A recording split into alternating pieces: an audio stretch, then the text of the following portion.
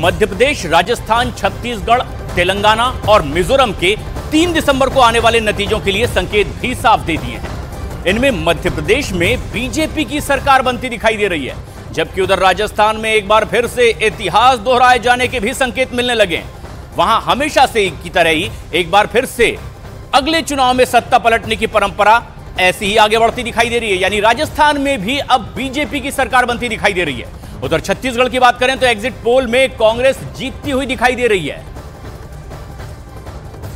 लेकिन यह जीत उतनी भी आसान नहीं दिखाई दे रही जैसी कि 2018 में मिली थी। 2018 में छत्तीसगढ़ में कांग्रेस के पास 68 सीटें थी, जबकि बीजेपी के पास महज 15 सीटें थी। लेकिन इस बार दोनों के बीच में फासला काफी कम रह सकता है, यानी छत्तीसगढ़ में मुकाबला कांटे का है। वहीं 2014 में बने नए राज्य तेलंगाना में कांग्रेस सत्ता में वापसी कर सकती है और यह एक बड़ा उलटफेर हो सकता है तेलंगाना के लिए।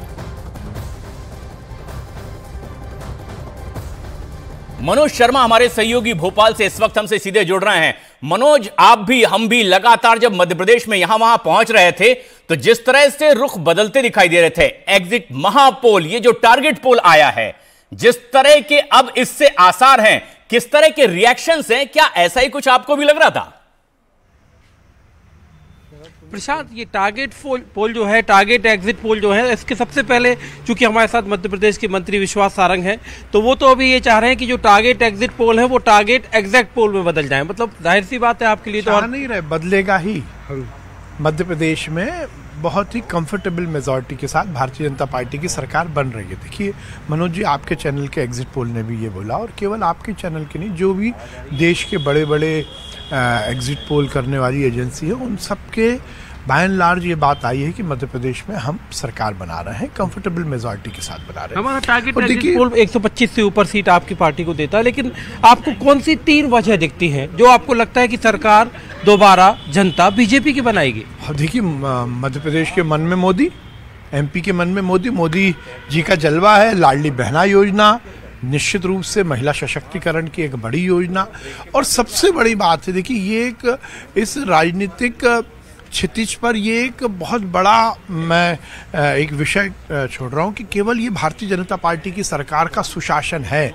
ये मोदी जी की डबल इंजन की सरकार की परिभाषा को प्रतिपादित करने वाला ये ऐसा विषय है जिससे प्रो कन्वेंसी, एक नया राजनीति में एक नया शब्द आया है कि प्रो कन्वेंसी, सरकार के प्रति जनता का रुझान, सरकार को फिर से बनाना, पार्टी को फिर से लाने का एक ये बड़ा विषय है। अभी तक आप लोग एंटी इनकन्वेंसी की बात करें, एंटी इनकन्वेंसी, ये प्रो इनकन्वेंसी का बेट वोट है। कांग्रेस की नैरेटिव है, जो कांग्रेस लगातार कह रही है कि ओल्ड पेंशन स्कीम और जो एंटी इनकम्बेंसी है आपकी सरकार के खिलाफ, जिसकी वजह से वो सरकार में दोबारा आएंगे, ये उनका अभी भी दावा है। देखिए, यही तो दिक्कत कांग्रेस आकलन करने में कमी कर गई।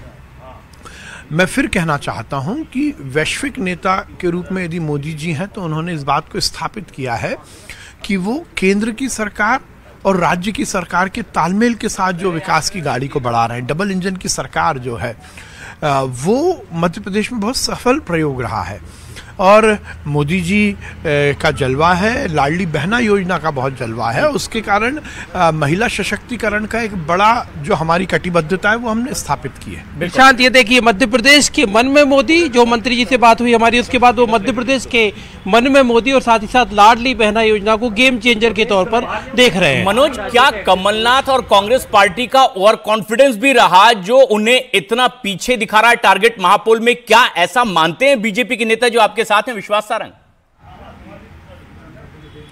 बीजेपी के नेता, जाहिर तौर पर बीजेपी के नेताओं में मैं एक सवाल इनसे अभी पूछूंगा कि जो सबसे अहम बात यह है कि जहां तक ओवर कॉन्फिडेंस की बात है, तो कमलनाथ लगातार मध्य प्रदेश में बीते मतलब जब उनकी सरकार गिरी, सरकार गिरने के बाद 3.5 साल तक लगातार कमलनाथ यहां पर बतौर पीसीसी अध्यक्ष यहां काम करते रहे। जो कांग्रेस की नैरेटिव सबसे ज़्यादा किसी चीज़ पर लिखी गई थी, तो वो नैरेटिव लिखी गई थी इस बात पर कि जो एंटी इनकम्बेंसी है, कि इस सरकार के खिलाफ जो एंटी इनकम्बेंसी है, उस एंटी इनकम्बेंसी का का फायदा प्रशांत कांग्रेस को मिलेगा, नंबर 1। नंबर 2, जो ओल्ड पेंशन स्कीम है, ओल्ड पेंशन स्कीम को लेकर कांग्रेस को लगातार ये महसूस हो रहा था कि उसकी वजह से उनको ज्यादा वोट मिलेंगे। जो ओल्ड पेंशन स्कीम के जो बेनिफिशियरी है, लाभान्वित होने वाले लोग हैं, उनको ज्यादा वोट मिलेंगे। तो ये जो दो बातें सबसे अहम थी। लेकिन ये सवाल हम इनसे पूछते हैं कि जो आप जो मतलब हमारी तरफ से एक सवाल है कि प्रशांत पूछ रहे हैं कि आपको लगता है ऐसा क्या कि कमलनाथ का ओवर कॉन्फिडेंस रहा? नहीं, देखिए, ओवर कॉन्फिडेंस मैं नहीं बोलूँगा, मैं ये बोलूँगा कि कॉन्फिडेंस नहीं था। पब्लिक में अपीयरेंस के लिए ज़बरदस्ती अपना कॉन्फिडेंस दिखा रहे थे और बचपने की राजनीति कर रहे थे। कभी चमकाना, अधिकारियों की लिस्ट बना लो, जनता को ठीक कर देंगे, अधिकारियों को ठीक कर देंगे, भाजपा के कार्यकर्ताओं को जेल में बंद कर देंगे। ये एरोगेंस, जनता को लगा कि सरकार में आने के पहले यदि आप इतना एरोगेंस दिखा रहे हो, अधिकारियों की लिस्ट बनाइए। प्रॉपर पहली बार देश की राजनीति में किसी प्रदेश अध्यक्ष ने ऑफिशियल लेटर निकलवाया कि आप लिस्ट बनाइए सरकार में आने के पहले कि कौन कौन अधिकारी है जिन्होंने गड़बड़ की। कार्यपालिका के प्रति इतना विश्वास। आप ओल्ड पेंशन स्कीम की बात कर रहे हैं, पर जो नौकरी में उनको इस तरह से चमका रहे हो आप, तो ये कार्यपालिका के प्रति जो अविश्वास, जनता में जिस प्रकार से एक प्रकार से आपराधिक रूप से बातें करना, ये तो था ही। पर देखिए, फिर प्रशांत, आपका कोई और सवाल? बिल्कुल, ये एक बड़ा सवाल भी है कि क्या अगर ऐसे ही टारगेट महापोल की तरह ही रिजल्ट आते हैं तो क्या ये अपनी पार्टी के लिए और विरोधी पार्टी के लिए श्रेय केंद्रीय नेतृत्व को देंगे? मतलब अभी जो टारगेट पोल है, टारगेट एग्जिट पोल है, अगर ये टारगेट एग्जैक्ट पोल में बदलता है, श्रेय किसको देंगे? केंद्रीय नेतृत्व को? फिर मैं कहना चाहता हूँ, सबसे मुख्य मुद्दा यह है कि हम बहुत ही कंफर्टेबल मेजॉरिटी के साथ सरकार बना रहे हैं। ये हमारे लिए सबसे बड़ी उपलब्धि है और ये मध्य प्रदेश के लिए बड़ी उपलब्धि है कि मध्य प्रदेश का जो हमारा सपना है कि मध्य प्रदेश स्वर्णिम मध्य प्रदेश बने, उस यात्रा को हम और आगे बढ़ाएंगे और मध्य प्रदेश को स्वर्णिम मध्य प्रदेश बनाएंगे। केंद्रीय नेतृत्व को जाहिर तौर पर श्रेय देंगे।